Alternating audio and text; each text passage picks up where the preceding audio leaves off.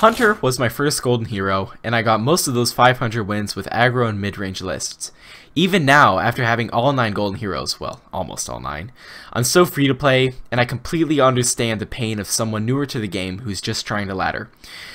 I decided recently to revisit my roots and create a modern free-to-play Hunter list, kind of like the ones that I ran back in the day. For anyone who is waiting for me to finish this guide, I'm sorry for the delay, but I wanted to make sure that I should take extra time to make sure that I got the list how I wanted it to, and I'm pretty happy with the current build. Here it is on screen now. It's a hybrid between aggro beast lists and secret, with your Eaglehorn bow, your spellstone, and everything. But from all the playtesting I've done, this is the best version I found so far. Now, the way this video is going to be organized, I'm going to break it into sections, which you can see on the left side of the screen now. And unfortunately, due to the removal of annotations in YouTube, I can't make you click on the part. However, if you do want to just skip ahead to that time to see whatever you want, that is perfectly fine. But without further ado, let's get right into it.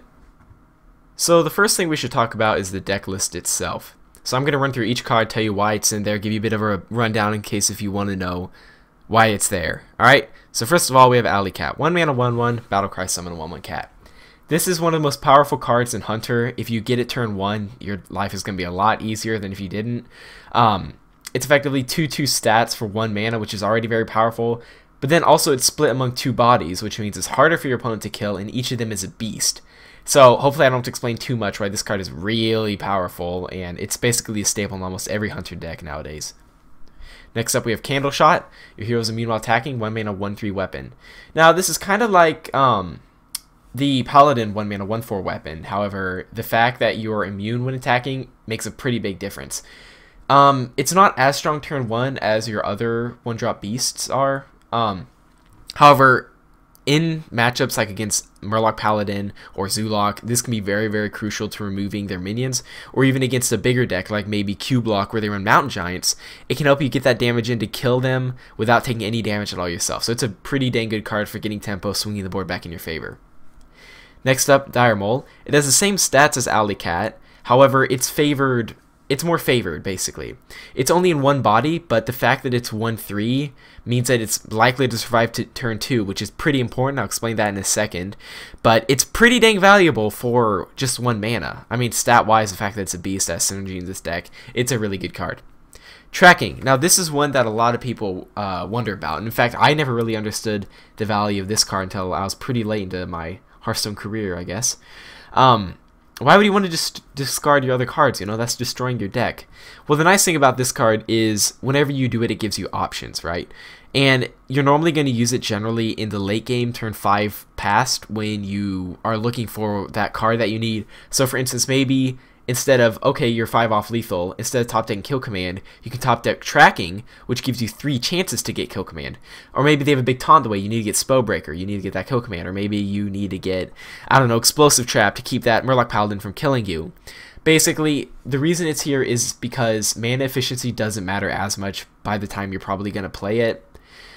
And it gives you those options that you need to finish out the game. Or maybe it's early game, you don't have anything. You play this turn 1, gets you that secret that you need turn 2 for your Eaglehorn bow or for your Sapphire Spellstone, or sorry, Emerald Spellstone. But it's really freaking good, basically. Next up, Crackling Razor Maw. This card is so powerful, as you'll see in a second when we get into our games. Dire Mole, turn 1, Razor Maw, turn 2. If you get attack, it's basically Tunnel Trog Totem Golem, which was the cancer of Hearthstone for far too long. But or maybe you don't even need attack, maybe you need poisonous or health or something. The point is it's versatile, it's effective, it's really mana efficient. It's a great card that any Hunter deck nowadays run this, basically. Direwolf Alpha. This is better with Alley Cat than your Mole. However, it's still very powerful either way, obviously, because it gives you that extra attack to remove your opponent's minions. Maybe you're playing against, you know, a Secret Mage, and you need that 1 extra attack for your 1 attack minions to kill that Sorcerer's Apprentice or something. Maybe you need to kill that Knife Juggler against that Murloc Paladin. Maybe you just need that damage to go face with your Unleash the Hounds, which we'll get into later. But this card is very, very powerful. Now we get into the secrets. I'll explain the whole secret archetype in a second, but let's go through them one by one. Explosive Trap. It's almost a consecration for 2 less mana, and they don't know what it is, and it triggers your bow. The only downside is you can't choose when they trigger it. It's very powerful though. It deals damage to their face, so maybe you can set up lethal with it. You can get rid of those pesky smaller board decks quickly, like again Murloc Paladin. The reason I'm mentioning that so much, by the way, is because it's really present in this meta. It's really prevalent. Next up, Freezing Trap. Extremely valuable card.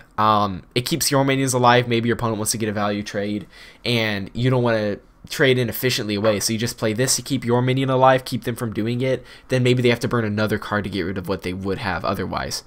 And it makes it more expensive, obviously, so it's harder for them to use it. It's almost like a sap, but it has its benefits because obviously it's a secret. Wandering Monsters. This card is very, very powerful.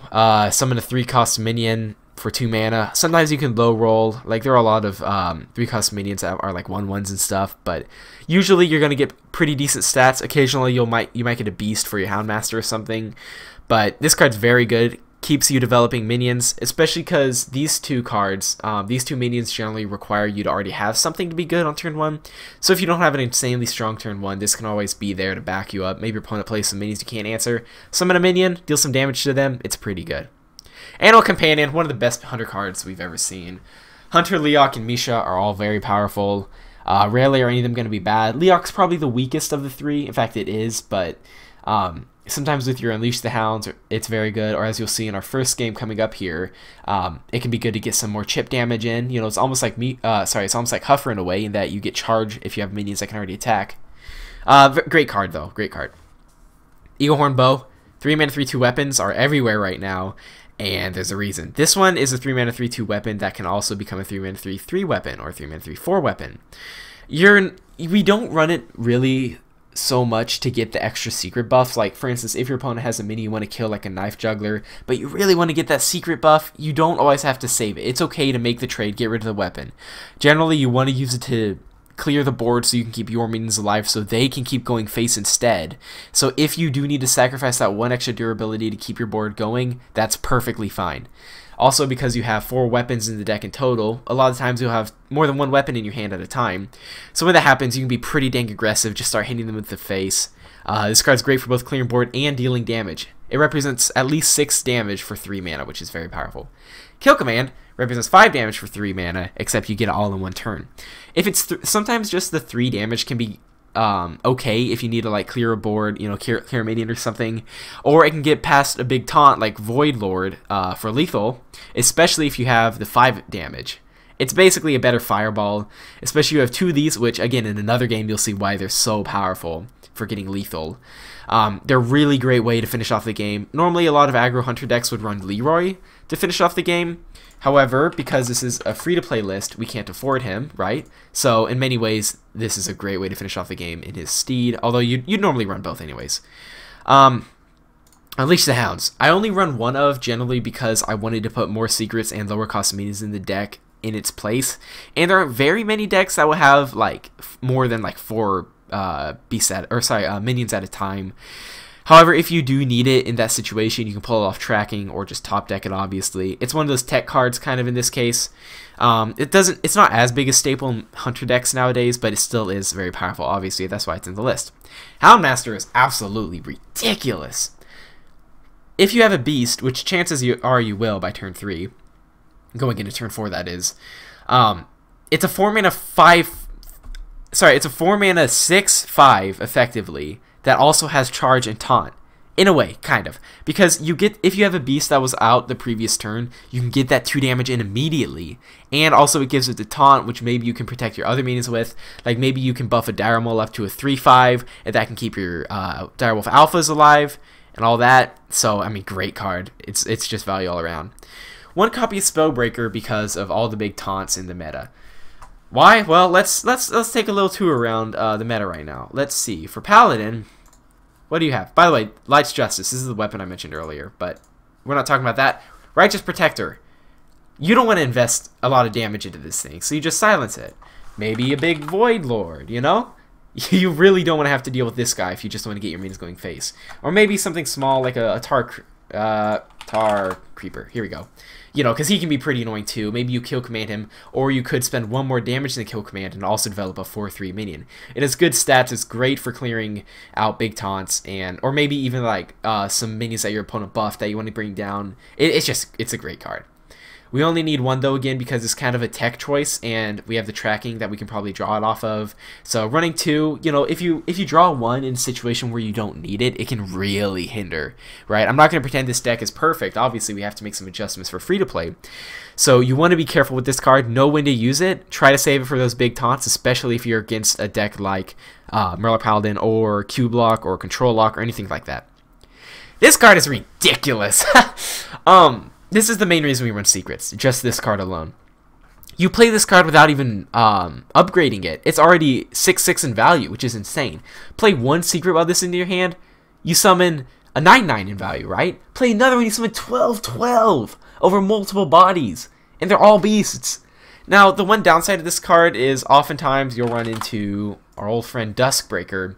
However, chances are if you're against a priest and they're probably going to play this before you play your Spellstone because you're going to have some minions out that they might want to remove. So maybe you know, build a bit of a board, play some secrets, they Duskbreaker, and then you play this.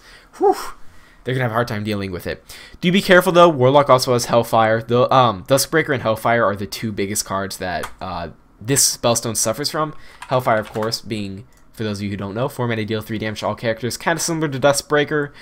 But if you can get past those, man, it is ridiculous. It can just single-handedly win you many, many games. But effectively, that's the list. That's why everything's in it that it is. And now let's move on. So now that we've established what the list is and why all the cards are there, let's actually hop into some games here and show you how to play it. Rexar versus Anduin. We're playing against a priest. Alright, so here, we don't want any of these cards. They're low cost. We have 1, 2, 3, which may seem like a good curve at first. However, we're looking more for our beasts, specifically our 1 and 2 drops, maybe a weapon. Eaglehorn Bow couldn't hurt, because priest does have a lot of 3 health minions. So we're just going to try to get some cheap stuff. There we go, this is a better hand already. Not great, but Dire Mold is a great draw. Okay, throw that out. Next turn we'll probably Wandering Monsters. It might not get much use soon, because chances are if he plays mini, he's going to want to attack this first. Psionic Probe, interesting. So that's a spell from our deck, so he could have gotten a few things. That reaction makes me think it's probably Spellstone. Oh my god. Okay, these 2 cards, 2 very cheap cards, 2 commons, is probably one of the single most broken interactions right now. It's turn 2! This is basically the old school Tunnel Trog Totem Golem. Oh, PTSD already. Except the Totem Golem gets to attack first, and you don't have Overload. Like, it's like even better than that, you know? And if you don't want to attack, you know, maybe you should pick Poison or Divine Shield, depending on the state. So it's way better than that, honestly, in many ways. And also, they're both beasts. So, you know, they have that synergy with Kill Command with your Houndmasters. Okay. We're probably just going to want to push face here. Hopefully we get a good 3-drop. Best case scenario would probably be Eaglehorn Bow. Just so we could kill this, keep our 3-2 alive. He coined it out, so I'm not sure if he has a follow-up. Ooh, that's okay. That's a pretty good draw. So what I'm thinking right now, if you look at our mana, it may be tempting to play Wandering Monsters or maybe even Kill Command. However, what I think we're going to do because of mana efficiency, not necessarily for this turn, but if we look ahead a few turns. This turn we'll Hero Power. The next turn when we have 4 mana, we can play Wandering Monsters and hopefully another 2-drop to get ready for our Spellstone for the turn 5 coming up after that. However, if not, we could go Hero Power now, and the next turn play Wandering and Hero Power again. So I'm just going to go face here. It's tempting to trade. Let me think about it. So I don't know what's in his deck. It looks like it's a more slow control list, so that makes me think he's going to have some removal options. I'm considering trading to keep our 3-2 alive. However, since we have some burst in hand, since we are hero powering, I'm just going to dedicate the damage to face now. If he has Cabal Talon Priest, that can kind of suck. Secret, okay. Okay, it's Explosive Trap. I guarantee you this is Explosive Trap. That's why he hit this, to get it to less than 2 health. I mean, maybe it's like Snake Trap or something. Now, we could just hit it, right? And just, you know, we know what it is, so might as well get out of the way. But there's no reason to hit at all. We can use these minions to trade away a minion later, like one of his own. So we're just gonna Hero Power Pass. Like, it's important to think about, okay, what play did he make, and what secret is most likely to follow that play up? I'm pretty dang sure it's Explosive. I mean, heck, maybe he's bluffing. Maybe it's not even Explosive Trap. He just did that to make me think it is, so I misplayed, like, in his mind, or whatever, right? If he just ends turn here, okay. So we do want to develop this. So I am going to go ahead and hit him. I know both my minions are going to die, but it means that when I summon my 3/3/3s, they won't have only 1 health. They'll have all their health. So yeah, there it is. It is Explosive Trap. By the looks of things. Oh, hello? Hearthstone, don't crash on me now. Uh-oh. Ah, there we go. Yeah, it is Explosive. Not the end of the world, though. See, now because we hero powered turn 3 and played Wandering Monsters turn 4, we were able to space out our resources a bit more effectively while still getting that damage in. So now we still have 4 cards in hand, approaching turn 6. We'll have 5 when we actually draw the next one. There's not much Priest can do here. Maybe he does like double Shadow Word Pain or something, but they don't have a really effective way to remove this, especially on turn 5. I mean, maybe he does like Pint-Sized Potion, Shadow Word Horror, or maybe, I mean, there are a few combos that he could do, but I don't think there's any single card that effectively answers this. I believe he still has the coin in hand. Oh, no, he doesn't. Turn 3, or, pardon me, turn 2, he coined out the Cabal Courier. Uh-oh. I'm sorry. Oh. Alright. Sorry about that, guys. My recording had a little glitch out there, but I think we're good now. Alright, now we just really gotta start pumping in damage. So, let's Animal Companion. Oh, that's great. This is a case where Liak is actually really good. In fact, I don't think any companion was bad there. Misha was probably a low roll. Now, it's tempting to play this, right? However, remember, like I said, we want to hero power every turn we can. And because we have a beast in hand, we don't have to worry about, oh, what if my beast died and I can't activate it? We have Alley Cat, which is the best combo with Kill Command in your hand most of the time. So what we can do is just hero power Candle Shot, boom. Oh, there we go. 3 more damage than we probably would have gotten if we just Kill Commanded. And now we still have the Kill Command, and we still have hero power for next turn, and we also have the hit with the Candle Shot over the next couple turns, as well as our board. So it's not looking too good for him. I'm not saying we've won yet. I'm sure there's still an out, but it's looking a bit sketchy. Even if he kills the board, we have exact lethal with 1 plus 5 plus 2. That'll be 8. Okay, kills the 2/4. What you got, buddy? Okay, yeah, that's game. GG. We're off to a good start here. Alright, good manner. He's not salty, or maybe he is, I don't know. But that's a good start. Now, I want to show you guys a couple games at level 20, 18, 19 maybe, if we get there. Because generally, if you're playing this deck, chances are, when you start out, you're going to be a bit lower on the ladder, right? So, I'm just going to show you a few games here, but then later, maybe I can show you what it would look like in actual high competitive play. But, for now, let's move on to our second game. Alright, Paladin. Probably some variant of an aggressive list. It might be Murloc, but I doubt it. Murloc is a very expensive list. In fact, I think it's one of the most expensive aggro lists that have ever graced Hearthstone history. So, that didn't make any sense. I'm going to keep the Direwolf. Get rid of the other two. I want a 2-drop ideally. Maybe we can get our Direwolf. Ideally, our Razor Maw again. Okay, not bad, not bad. Candle Shot is always good against Paladin. Okay, we're just going to drop our Dire Maul, though. Get a bit of an early board going. Now, if he does prove to be aggressive, we are going to want to get rid of his smaller minions, because we want to... What's up, buddy? We want to leave room on our board. Oh. But we want to keep our minions protected so that they can keep going face with efficient trades whenever we can. A lot of the time when you're with a kind of aggressive-y, mid-rangey deck like this, the board is very, very important against other aggro decks. A lot of the times it's easy to think, oh, I'm aggro, he's aggro, let's just see who can get the most damage in. But really, if I can get rid of his minions and keep mine alive, Not on my watch. okay, then I can start to snowball and get those effective plays in. That was actually a pretty smart play on his part. Alright. Nothing too great here. This is actually kind of tricky, because I want to try and get a minion to survive next turn for Houndmaster. So I'm going to do something here, which kind of breaks the rule that I just explained, right? I want Houndmaster to hit something. He has 2 minions, I have 3. So I could trade effectively, boom, boom, boom. But then all of my minions are dead, and are dead, and I know it. However, with this play, it looks like I'm just going face, but really, I'm doing it so I can get the Houndmaster value. Because again, he can only hit with 2 of my minions. Unless if he plays like one of the 3-mana weapons, or maybe another charge minion, it'll be a little tricky for him to get rid of it. Okay, see? Maybe he'll just go face here. I actually want him to go face if he does. Okay.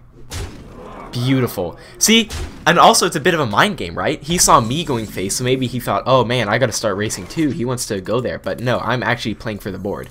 So now we're gonna Houndmaster this. Now what we have to think is how can we most effectively remove his minions? So, the first play that might come to mind is, okay, 3-3, he is a 3-3, let's just make this trade. However, what if I make this trade? Now let's look at it in the long run. If I make this trade here, and then my 1-1 kills his 2-1, and then I go face, he still has his 3-2 alive, and my taunt is gone, so he can just make this trade. However, watch this. If I kill this minion, my minion's still alive, and then I kill his 3-2, like this. Now, I have a minion that's awkward for him to trade into, right? He's going to have to make a really weird trade here that's not efficient. Otherwise, he'd get the effective trade. But because I made this one trade with my 3-3 into his 2-1, which looked kind of weird, I just wanted my taunt to survive here. And because I knew it had enough attack to still kill his 3-3, you know, it just worked out. So a lot of times you kind of have to take a step back and look at, okay, how can I make the math work out in my favor? How can I keep more minions alive than he does? Play to beetle, that's fine. We can just make this trade here. Coining out probably a 3-drop. Ooh, that's a little hard. That's probably... This weapon is very powerful, but... See, because now he can make the trade anyways. Like I said, if he had a 3... anytime when their 3... excuse me. Their 3-mana weapons are pretty dang effective against Hunter in most cases. Okay, I really want to find a spell, or excuse me, a secret, because I have these cards specifically. So what I think I'm going to do, let's play tracking, and let's see if we can find something. Maybe explosive? Oh, dang, that really, really sucks.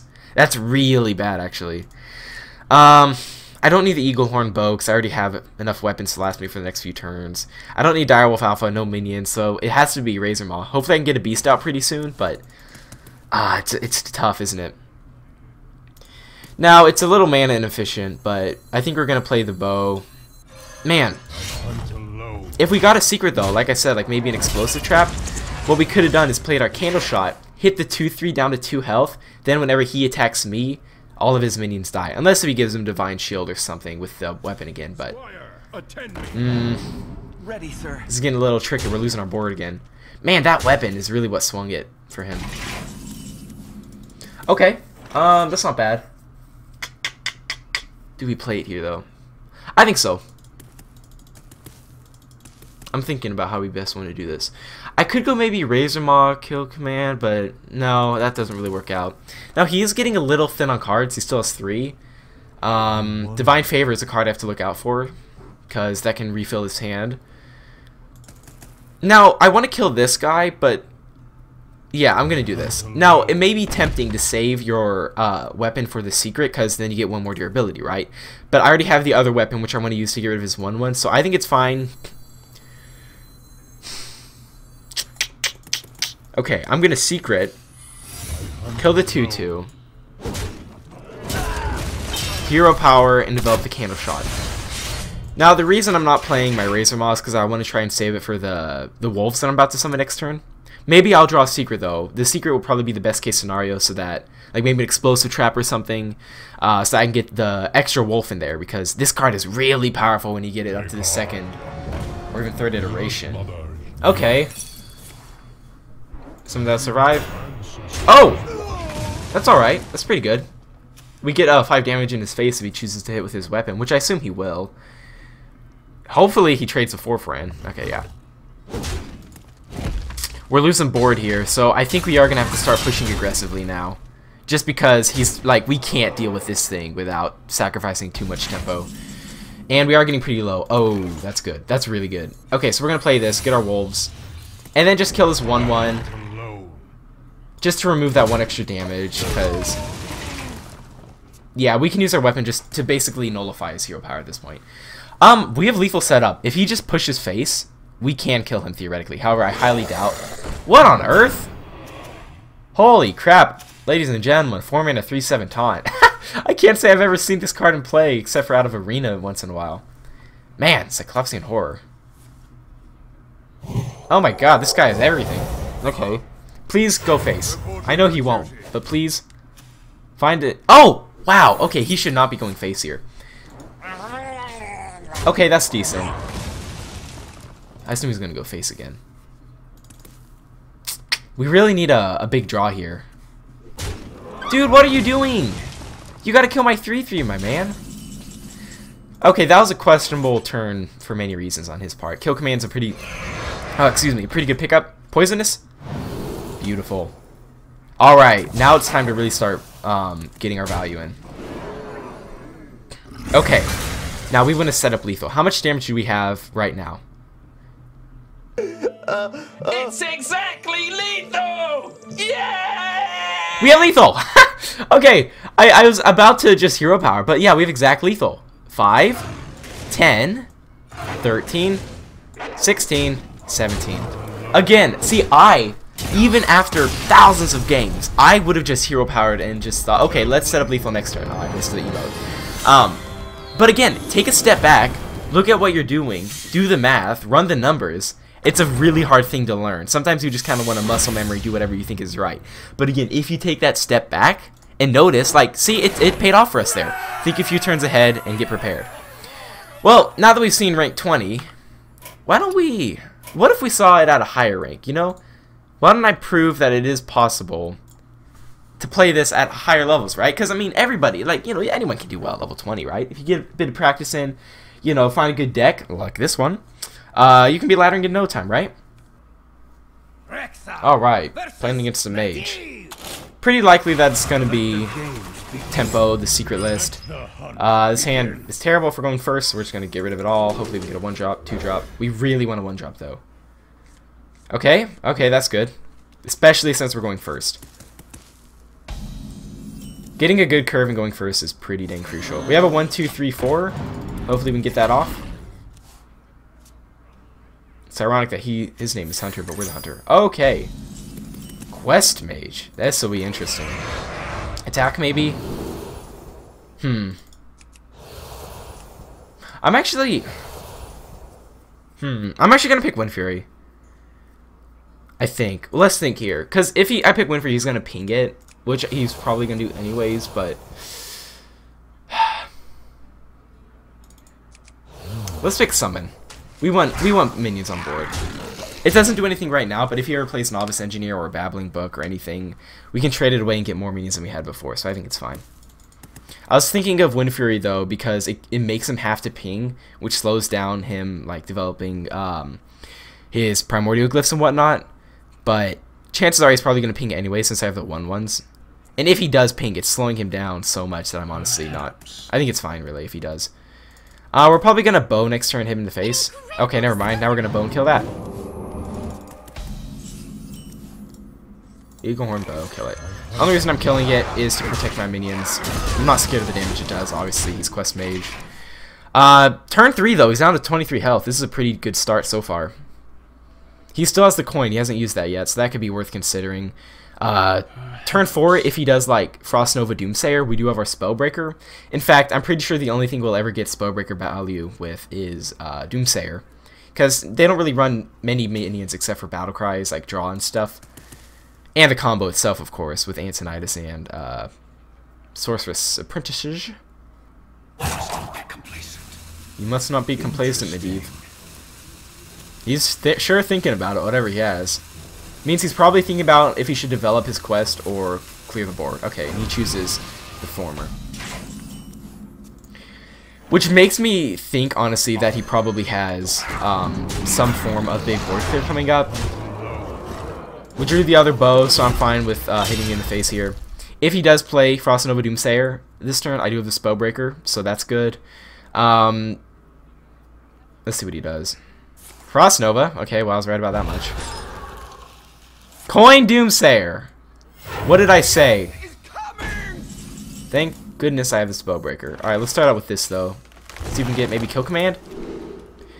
Honestly, I'll just take Tracking. I want to look for... I really want to Kill Command here. Get out of here. Man. He's in a pickle now, because he doesn't have the coin. I don't know, maybe he'll do something weird like Dragon's Breath or something, but I highly doubt it. Okay, we can pop him this turn. He has his Ice Blocks, though, so I bet he's probably going to... Yeah, he's just going to play it. He's in a really hard spot, though, now. We got him between a rock and a hard place. Ice block. Okay. I'm just going off face. Kind of wish I picked Windfear on my 1-1 though, from earlier. Kill Command is lethal. Good game. Oh boy! We got there in the end. So hopefully, the reason I wanted to get a quick legend game in at the end is just to show that this deck can be effective at both higher and lower ranks. I'm not very high legend as is, but I mean, to get legend, like, most people are pretty dang good, except for more Paladin players, but, I'm just kidding, but, yeah, well, there you have it, everyone. That was the deck. I hope you enjoyed. A few last closing thoughts, though, just some things to summarize. Remember, always try to weave in as many Hunter hero powers as you can, so if you're tempted to play that Kill Command or that bow when you already have one, try to get those hero powers in. You rarely want to sacrifice developing a minion for hero power, but if it's for a spell, like tracking or something, feel free to do so. I mean, you saw it yourself in the games earlier. Every point of damage can really count, especially if it means you're gonna have Exactly lethal! Also, remember to try and position your minions to the left of your Direwolf Alpha if you can. Obviously, if you have two, place them on either side. But if you're just putting one down, try to place it on the left, or try to put the Direwolf to the right of it. Because when you play that Unleash the Hounds, you really want the space on the right to be free so that all your doggies can get the buff. But yeah, that's the deck right there, guys. I hope you all enjoyed it. If you have any suggestions, any changes you think you'd like to make, or you just want to tell me how it was going for you, feel free to let me know in the comments. I'll probably read it, but until then, I'll see you guys next time.